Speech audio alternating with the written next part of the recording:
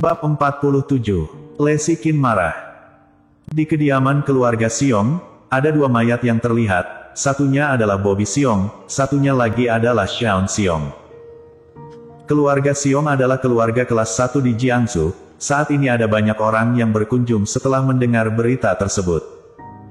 Saat ini Nando Xiong terlihat sangat sedih. Bobby, kenapa kamu pergi begitu saja?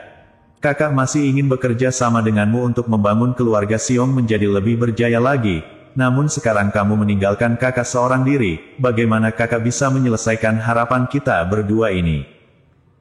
Nando Xiong menyeka air matanya, orang yang tidak tahu akan mengira hubungannya dengan Bobby Xiong sangatlah baik. Kepala keluarga Xiong turut berduka cita. Ada orang yang menghampirinya untuk menghiburnya. Namun saat ini kedua mata Santo Xiong termenung, dia tidak menanggapi siapapun. Setelah mendengar berita buruk tersebut, dia terus termenung seperti ini hingga sekarang. Seluruh keluarga Xiong tenggelam di dalam kesedihan, hanya saja tidak bisa dibedakan siapa yang benar-benar sedih, atau hanya berpura-pura sedih. Hingga keesokan paginya, Santo Xiong terlihat lebih sadar. Ketika dia ingin berdiri, tiba-tiba kakinya tersandung, dan hampir saja terjatuh. Kepala keluar.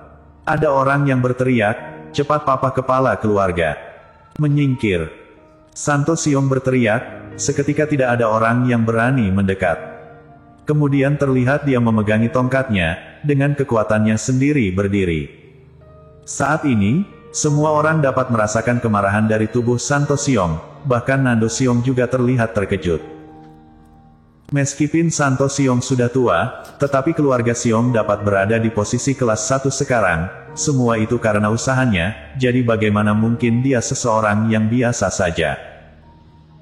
Aku akan mengumumkan dua hal pertama, mulai hari ini seluruh bisnis di bawah keluarga Xiong akan berhenti selama 3 hari, dalam 3 hari ini, keluarga Xiong tidak boleh melakukan aktivitas yang bahagia. Santo Xiong berkata dengan suara yang lantang. Semua orang tercengang. Santo Xiong ingin seluruh keluarga Xiong masuk ke dalam masa berkabung. Hanya saja jika menutup seluruh bisnis dalam 3 hari, kerugiannya pasti akan sangat besar. Meskipun ada orang yang cemas dengan pemasukannya, tetapi di saat seperti ini, tidak ada orang yang berani berbicara. Hal kedua, Santo Xiong memandangi semua orang, lalu berkata, siapapun tidak boleh membicarakan alasan kematian Bobby dan Shawn, siapa yang melanggar akan dikeluarkan dari keluarga.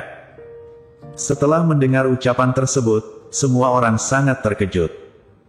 Ayah, meskipun kematian Bobby dan Shawn karena hal yang tidak terduga, tetapi kami semua tahu, Shawn telah dipukul hingga terluka parah oleh orang lain, sehingga semua ini bisa terjadi. Apakah dendam ini akan dibiarkan begitu saja? Seorang wanita parubaya berkata dengan mata yang merah. Wanita parubaya ini adalah istri dari Bobby Xiong. Dua orang yang meninggal hal ini, satu adalah suaminya, satunya lagi adalah putranya, jadi tentu saja dia sangat tidak rela. Diam. Santo Xiong terlihat marah, dia memandangi wanita parubaya itu dengan kesal, lalu berkata, kematian mereka itu karena hal tidak terduga, siapapun tidak ada hubungannya, mengerti?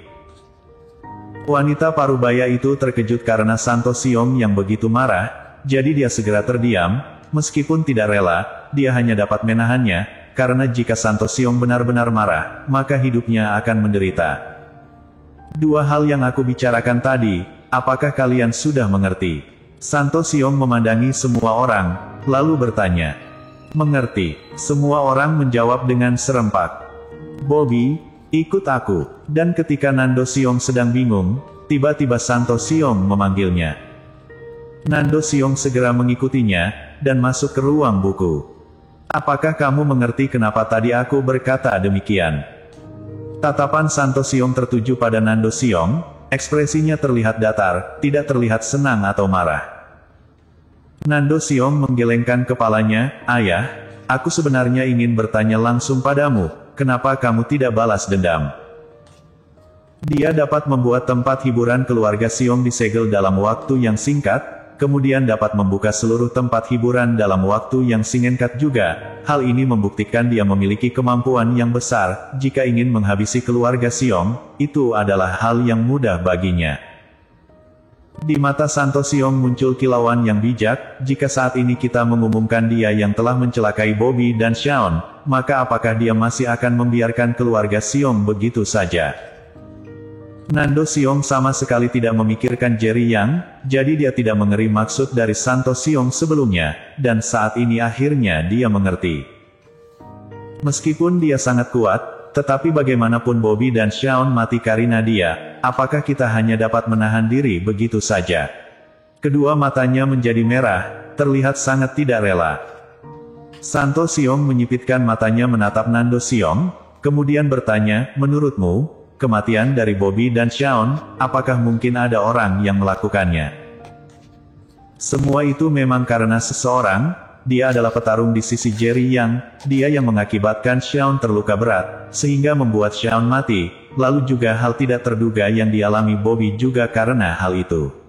Nando Siong berkata, maksudku, apakah karena Bobby dan Shaun mengusik keuntungan seseorang, jadi mereka dicelakai, lalu semua itu dilemparkan ke Jerry Yang? Santo Siong sejak awal hingga akhir terus menatap Nando Siong, seperti ingin menangkap perubahan ekspresi pada wajahnya. Namun Nando Siong sejak awal sudah tahu Santo Siong akan mencurigai dirinya, jadi sejak awal dia sudah memiliki persiapan, jadi bagaimana mungkin dia panik? Apa jangan-jangan ayah telah menyelidiki kebenaran dari kematian Bobby dan Shaun? Nando Siong berkata dengan terkejut, namun sama sekali tidak ada yang aneh dari ekspresinya. Santo Siong sedikit kecewa, karena bagaimanapun dia tidak menemukan hal yang aneh dari wajah Nando Siong.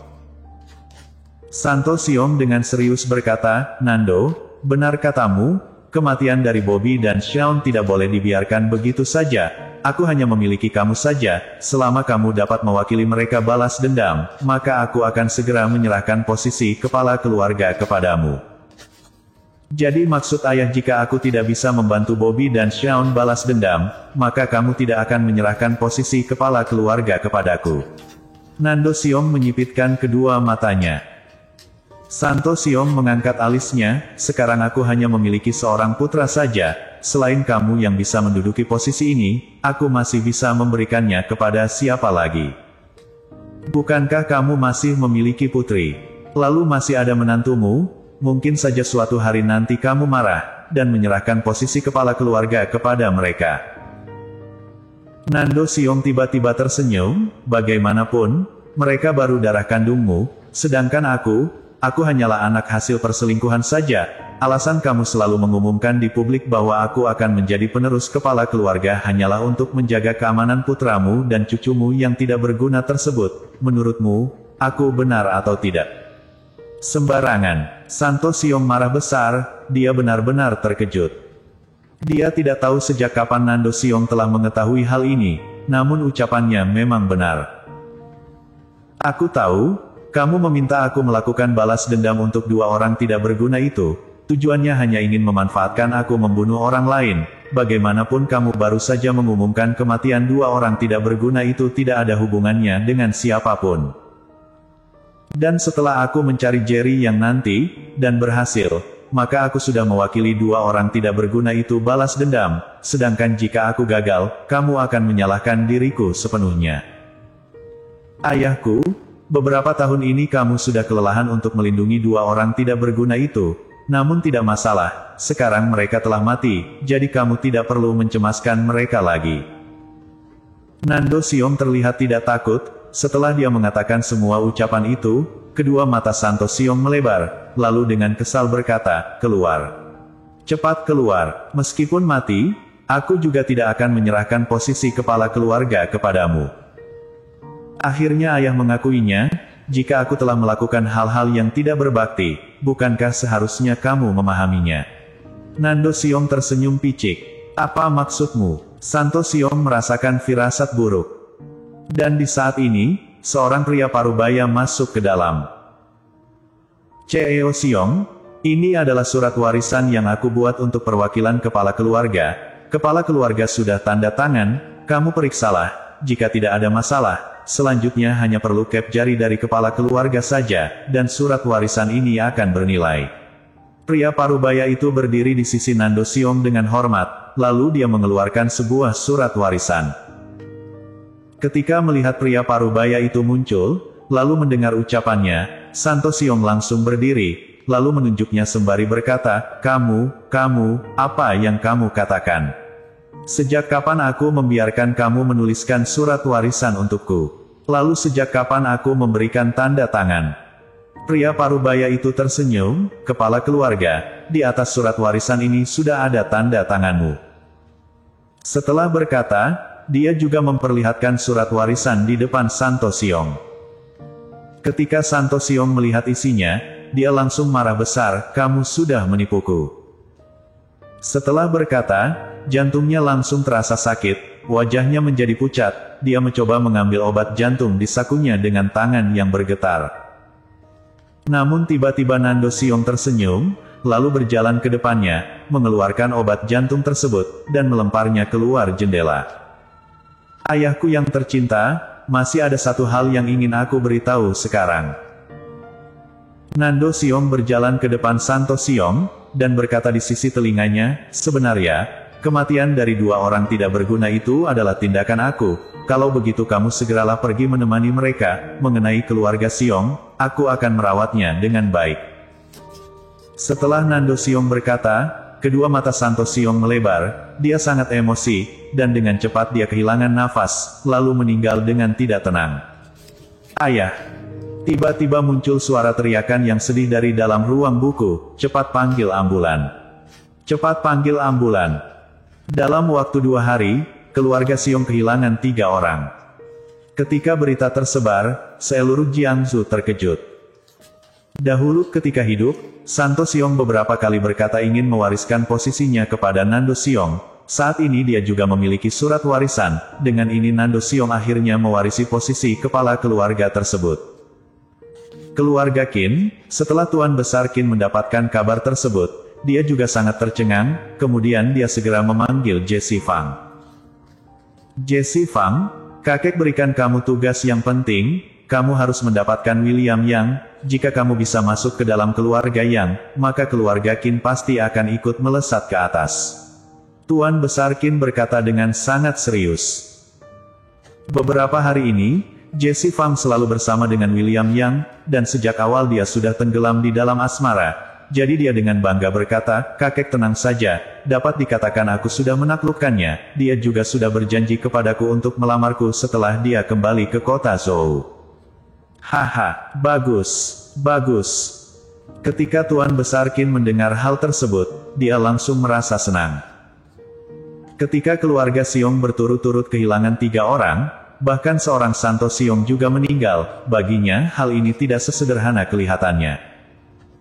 Saat itu ketika Nando Siong dan Bobby Siong datang meminta maaf, meskipun salah mengenal orang, namun setidaknya dia tahu, keluarga Siong telah mengusik William Yang, sehingga mereka berakhir seperti itu. Di depan pintu masuk grup Sanheng, Lesi Qin baru keluar dari gedung, kemudian dia melihat Jerry yang sudah sedang menunggu di Rinia. Jerry Yang, kenapa kamu harus melakukan semua itu? Ketika Jerry yang bertemu dengan Lesi Qin, dia sudah terlihat sangat kesal. Jerry yang terlihat bingung, Lesi, apa yang telah aku lakukan? Keluarga Siong memang sudah salah, namun kamu aku dan Yumi sudah tidak apa-apa, namun kamu justru menghabisi 3 generasi karena kami. Apakah kamu merasa dirimu sangat hebat, sehingga kamu dapat bertindak sesuka hatimu? Kedua mata Lesi Qin terlihat merah, dia benar-benar marah. Masalah terjadi terus-menerus pada keluarga Siong, membuat dia tidak dapat tidak memikirkan hal ini tidak hubungannya dengan Jerry Yang. Bagaimanapun keluarga Siong adalah keluarga kelas 1, bahkan 4 ras Jiangsu saja tidak berani sembarang mengusik keluarga Siong. Selain Jerry Yang, dia tidak dapat memikirkan siapa lagi yang dapat melakukan semua itu. Jerry Yang tersenyum, Lesi, di mataku, apakah aku adalah seorang pembunuh yang begitu tidak berperasaan? Bersambung.